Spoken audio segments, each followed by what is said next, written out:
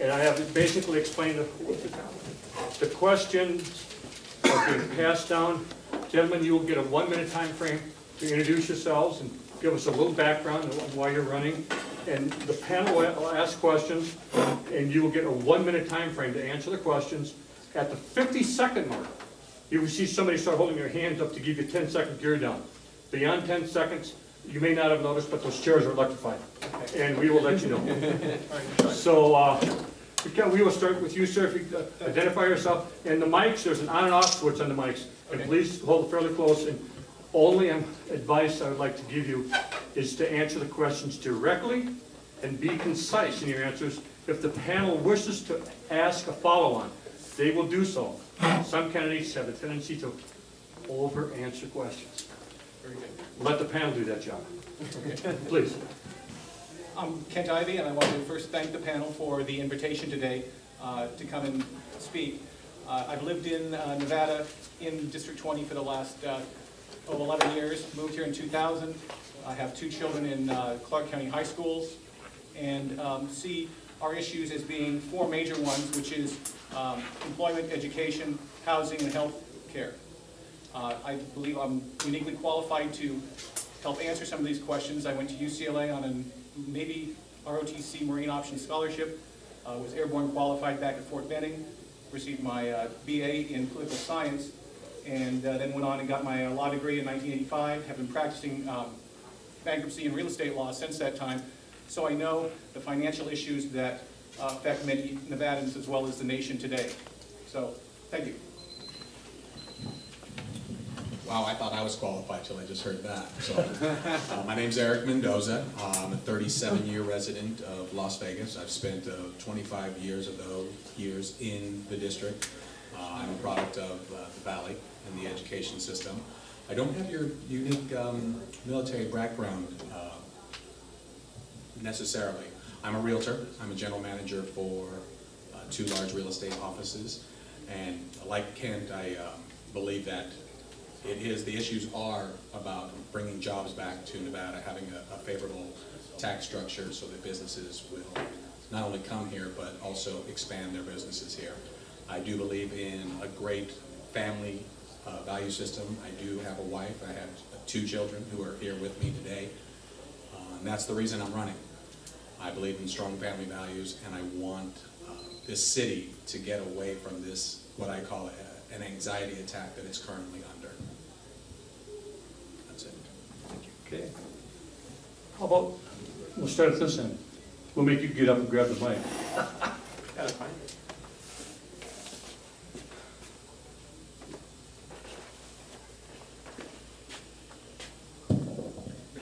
Hello, good afternoon, gentlemen. Thank you for coming. My name is Bruno Moya with Veterans Politics. My question for you is about hiring veterans. I know a lot of veterans come home having a hard time finding jobs. Some might have post-traumatic stress, identified post-traumatic stress. What is your viewpoint on hiring veterans that are identified with that, and what would you do if an employer looks down upon that? Well, number one, I think supporting the veterans when they come home from Iraq and Afghanistan now is important, and with the very various mental issues that they have, those need to be taken care of. And then employers need to be looking out for veterans as well. They are, if they're qualified for the jobs, I think they should be considered just as anyone else. If there are issues with medical issues and mental issues, those should be looked at as well. And as long as it's a job that those infirmities can work within, then I think employers should be involved in getting them socialized back into society. I agree. I believe that if the veteran, first of all, let's be concerned about their mental health. That's number one. But just like I was saying before, there are no jobs for them to come back to currently. We have a 13% unemployment, and that's only what's recorded, because there are people who have stopped looking for work. There are people who have moved away from our state. So I want our state to be able, when that veteran comes home, to have those jobs available to them. So let's help them with their mental and physical health, and then have those jobs here available for them. Good afternoon. Thank you for coming for this interview. Parents in our community tend to believe that teachers need to teach. However, in other countries, the parents tend to think that their children need to learn. Which do you agree with and why? Well, I don't know if I necessarily agree completely with each. Each portion of the educational system has to be vested. We have to have teachers that are up to the task of teaching the various grade that they are assigned and the course that they're assigned. We have to have students who are encouraged not only by the teachers, the school, but their parents. And I think a big part of it is parent involvement. And I was listening to some other people, and I don't know if homeschooling is the answer to that, but I think it's a cooperative effort that everyone has to be involved in. And it's a lot of work, because I know I have 2 high school age kids. One's going to LVA in the theater department, one's at Green Valley, and I have to take time out of my day to make sure they get to various activities. Thank you. My wife's a school teacher, so how I believe is, and no disrespect to any other countries, but we're living in the United States. So my belief is it is the parents' responsibilities. Yes, the teachers should be teaching. I don't know that our school district, I believe it's the 3rd largest in the country. I don't know if right now, if it's too big, if it's too large right now. I believe maybe there should come a time, if we aren't already thinking about it, of breaking up the school system, maybe into a Henderson school district, Las Vegas, North Las Vegas, those type of things. What I do know is teachers work very hard. I respect education. I do have 2 children here as well. I'm a product of this school district. I wanted to see it become stronger, but it's the parents. And so I believe, I agree with Ken. It's parents' involvement with their children that make all the difference in the world. Children are all the same. It's the parents that make a lot of that difference. Thank you.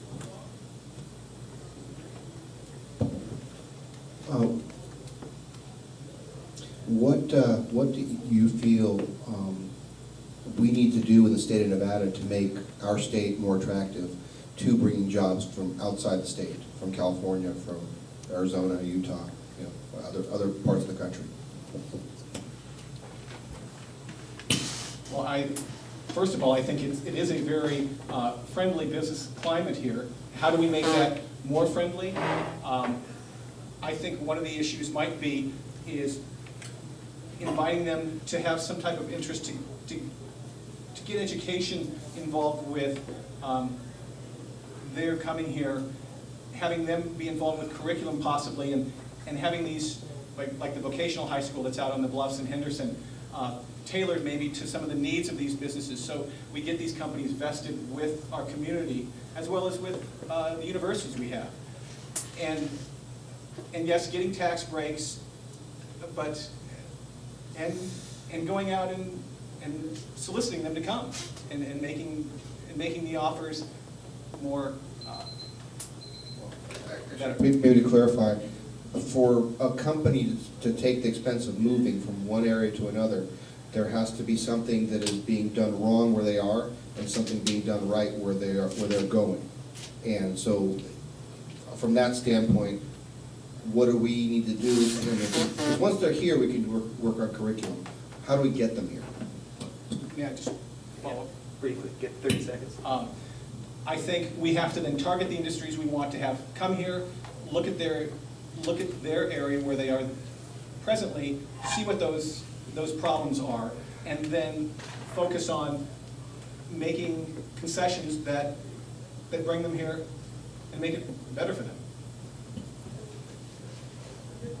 I agree with you. In anything in life, you're either being pushed or you're being pulled. How can we pull them to Nevada. It will be we do have a favorable tax structure here in Nevada, but we need possibly to take another look at that and do target those other businesses that we do want here to bring to Nevada. But, I got to tell you, I'm hoping like hell that they repeal Obamacare, or some portion of that, because there are a lot of business owners out there right now, I know, who are going to have to shut down. So it's a local, it's a state issue, but gosh, in this one, it's a national issue as well. So.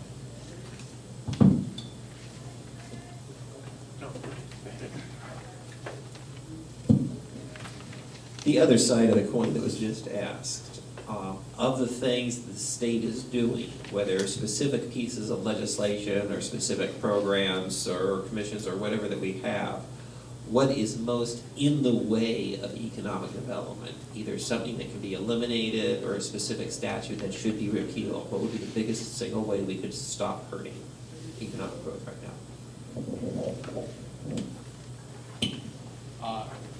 For me, I think the biggest factor would be not focusing only on what we can cut out of a budget, but where we can focus on getting more revenue. And one of those areas is mining.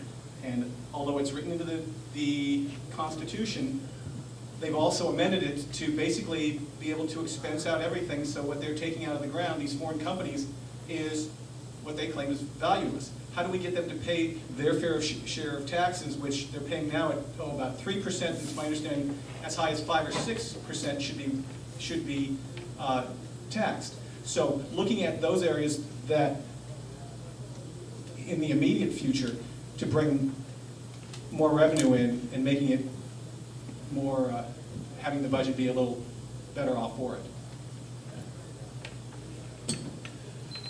I don't know if this is a point of disagreement, but I don't believe in overspending. I don't believe sometimes that it's a lack of revenue. I think that sometimes our government spends a lot in waste for that. As far as for the mining industry, I don't know if that would recoup all of it. I'm very pro mining. The history of our state is built on mining. We're called the Silver State. The Civil War, the debt, there was a war debt that we had to pay. This state paid that war debt for our country through our mines. So I would look for other forms of revenue, but it's building a tax base. We need a wider tax base. We need more jobs in this state so we can build a wider tax base. You'll have all the revenue you want, and then we've got to stop spending way too much money. You have a family here. If you have a family budget, you know you're not going to outspend that family budget. Stay within our means. So that would be mine. Okay, there's questions for both of you, and first off, thank you very much for coming this afternoon. Currently, according to Nevada state law, we have a biannual legislature, which meets 120 days every other year. There has been conversation recently in the newspaper regarding maybe moving that to an annual legislature rather than a biannual. Give me your feelings on whether we should move to an annual, and if we do, should that be a 60-day session per year to keep at the 120-day legislative meeting that is now on the books? I'm for meeting every year because we, the state... 1 second though. So every year, but just so we're real clear on it, 60 days every year, or would you like to see it expand to 120 days every year? Well, if the background is done sufficiently, I think 60 days should be fine. There could be special sessions if necessary, but I think the 60-day, once a year, is important. We are a modern 21st century state that needs to have issues developed and solved on an annual basis. And I think that's what we should move to. Thank you. Eric? Great question. I'm going to agree with Kent on that if we did, I would prefer every year. It was funny, on the way over, I had a conversation with my daughter, and I was explaining to her when the legislation met. So I would be in agreement meeting annually with the 60 days. Because then you hook it up to 120, well, that just gives the lobbyists and everybody more times to get your hooks in you, so let's keep it at 60. The question is regarding the Veterans Courts and legislation. If you're elected, you're on the state legislatures, would you support expanding the Veterans Courts and their area in the law that they cover? Right now they're limited to misdemeanors that are drug-related, and there's a lot of guys with PTSD and other issues that are coming back that are obviously involved in other criminal acts and civil issues and so forth. And so, bottom line is, as a lawyer, I don't know if you know much about it. I'd like to hear more from you and you, as well as real estate issues related to that issue. Although I don't practice in criminal law, I think the Veterans Court is a good idea, and expanding it to maybe, and I don't know whether JAG judges come in or not, but having people that deal with veterans and deal with crime as it occurs would be helpful to be able to advise and get programs that veterans who are suffering from various post-traumatic stresses and things of that nature should be taken care of, and not just, right, I think it needs to be expanded to help them in any way we can. I really, I got to be honest with you, I don't have a whole lot of experience with that question. But what I would say is I would defer to the experts. I'd look at each law that you're talking about on an individual basis and make my decision from there. But I really don't have any idea what law you're speaking of currently that are on the books. So. Good afternoon, gentlemen. Thank you for joining us here today. I'm Karen Stillman, the Civilian Auxiliary Director for Veterans and Politics. And my question for you is about social engineering. There seems to be a lot of disregard for the will of we the people in legislation these days, and elected officials are doing what they feel needs to be done or what they think is best for us, and are forgetting that they are here to serve we the people and that it's our country, not theirs. I would like each of you to make a statement that's going to assure me that you're going to bend to the will of the people and not forget who you serve. Well, being a first-time candidate, the learning curve is very steep, and learning all of the endorsements you have to go through and who you have to basically please is something that I keep in mind. But as I'm walking every street and talking to people and listening to them, and yes, being told to get up, not so politely to get off their lawn, I am remembering that it's going to be those people who come out and vote. It's not going to be the lobbyists or anybody else. Yes, their money is helpful in the campaign, but it's going to be those people that agree to put a yard sign up for me, that are going to be people voting for me, and the people I have to keep in mind every day that I'm elected. Thank you. You know, I hate when politicians make me sound stupid. Like I don't have a mind to think of my own. You're right. They think that they know better than what I do. You know, I guess for me in the last couple of years, I'm upset with our government, and not just here at a local level. I get upset because the will of the people is consistently overturned. I'm running. I bring it all back to because of my family. I want them to grow up in a great state of Nevada. I want them to grow up in a great country. I don't want the will of the people's overturned in a court of law when they don't get their way. So for me, you know, I have my own set of values, and that's what leads me and that's what drives me. So to answer your question, I hope I'm answering it the correct way. But you know, one of the most insulting things I ever heard was when Harry Reid said, if I were Hispanic, I would never vote Republican. And when he said that, that was one of the most insulting things I've ever heard in my life. So just to let you know, I will not be swayed in that direction. Thank you. Any follow-ups? Gentlemen, do you think you've been treated fairly at this panel?